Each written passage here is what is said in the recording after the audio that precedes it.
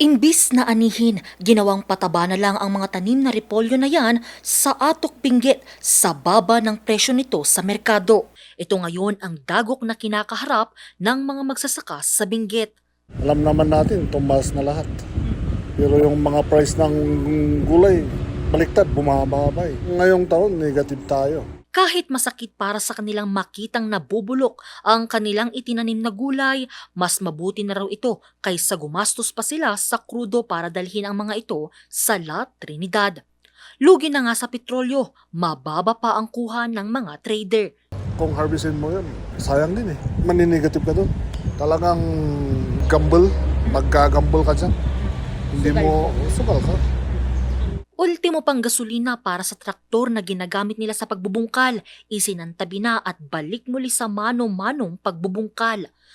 Bagamat may naipangakong subsidiya daw mula sa gobyerno at tulong mula sa Department of Agriculture, kulang pa rin daw ito para matugunan ang dagok na kinakaharap ngayon ng mga magsasaka. Bagamat minomonitor na ng Department of Agriculture ang supply ng mga gulay, aminado naman ang ahensya na kulang ang kanilang kakayahan para matulungan ang mga magsasaka. Medyo nahihirapan po tayo dahil yung AMAD po namin, for example, yung AMAD po namin, parang 3 tao lang po yun sa bawat kada region. We try our best naman na imikot sa mga provinces. Although yun nga po, sometimes the help is too late na. Inirekomenda naman ni Senator Loren Legarda at Senator Kiko Pangilinan na dapat makipagtulungan na ang mga ahensya sa mga state universities and colleges at mga kooperatiba sa kada LGU para maiwasan ang pagkalugi ng mga magsasaka. We cannot give no budget, we cannot give no personnel as a reason.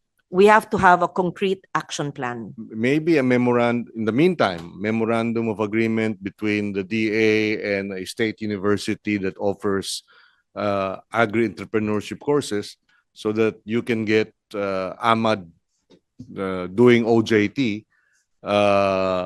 and providing additional manpower. Tiniyak naman ng mga ahensya ang rollout ng subsidiya sa mga magsasaka pero hindi kasama sa mga mabibiyayaan ang mga nasa sektor ng trucking.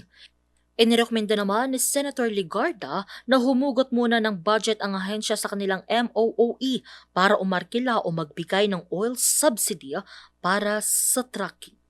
Angel Arquero, Nation on the Move.